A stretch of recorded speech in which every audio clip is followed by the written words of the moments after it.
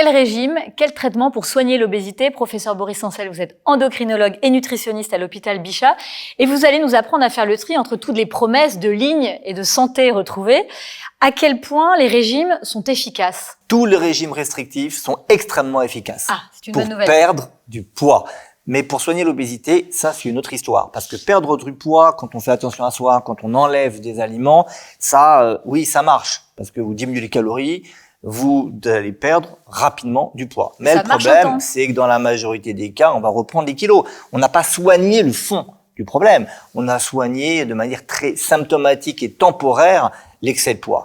Donc ça, c'est ce qu'il faut mettre de côté. La restriction pendant 6 mois avec l'idée, pendant 6 mois, je fais un gros effort et ensuite, je vais réintroduire les aliments, me stabiliser. Ça, c'est un mythe, c'est un rêve qu'on propose aux gens avec différents types de régimes. Et ça, faut s'en écarter si on veut soigner l'obésité. C'est-à-dire qu'il ne faut pas suivre de régime, c'est ce que vous dites, ou si on le fait avec un médecin. Il faut suivre un régime alimentaire qui sera celui que vous allez suivre tout au long de votre vie. C'est ça le principe. Et donc, si on veut choisir un mode alimentaire qui a le plus de chances d'être suivi, c'est un mode alimentaire diversifié.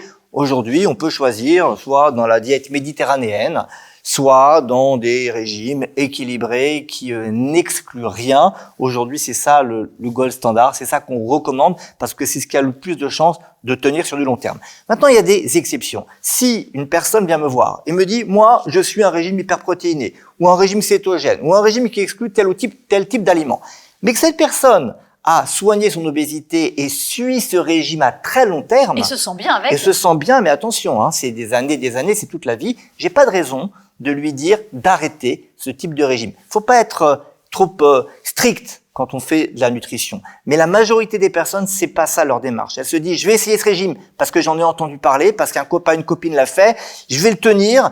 Et puis en fait, elles savent d'emblée qu'elles ne tiendront pas tout au long de leur vie. Et les traitements médicamenteux en cas d'obésité, est-ce que ça fonctionne? Les traitements médicamenteux sont une aide pour réduire l'appétit. En parallèle des régimes, par exemple? En parallèle des conseils nutritionnels. Vous savez, il y a plusieurs choses. Il va falloir améliorer ses habitudes nutritionnelles. Ça va vous apporter un bien-être. Ça va soigner un certain nombre de pathologies, de problèmes liés à l'excès de poids. Mais c'est vrai que ça ne fait pas perdre beaucoup de poids. Deuxièmement, vous allez réduire l'appétit et c'est là que les médicaments peuvent être utiles. Attention, c'est pas un miracle et même si on les utilise, ça ne peut pas être en contrepartie sans suivre les recommandations nutritionnelles. Ces médicaments, il y en a aujourd'hui qui existent, ils ne sont pas remboursés en France et ils peuvent être parfois malheureusement prescrits dans des mauvaises indications, donc ça doit être prescrit par un spécialiste. Il reste une autre possibilité, la chirurgie aussi. La chirurgie bariatrique, donc la chirurgie qu'est-ce qu'on propose et qu'est-ce que vous de l'obésité, ça consiste à réduire l'appétit, encore une fois, en opérant, en coupant un morceau d'estomac ou en faisant un court-circuit pour diminuer l'absorption au niveau de l'intestin, c'est-à-dire que les aliments vont court-circuiter une partie de l'intestin.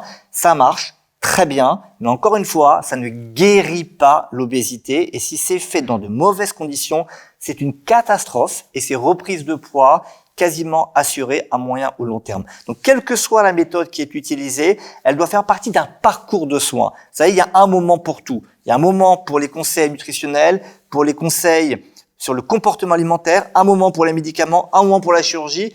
Il y a même d'autres techniques qui sont en cours d'utilisation. C'est-à-dire qu'il y a des nouveaux... il y a d'autres traitements qui vont arriver sur le marché? Qui vont arriver sur le marché, d'autres qui existent déjà, qui sont un peu moins connus, mais c'est vraiment le spécialiste dans une équipe pluridisciplinaire qui doit choisir avec le patient le bon traitement au bon moment. Merci professeur pour ces bons conseils. Merci à vous.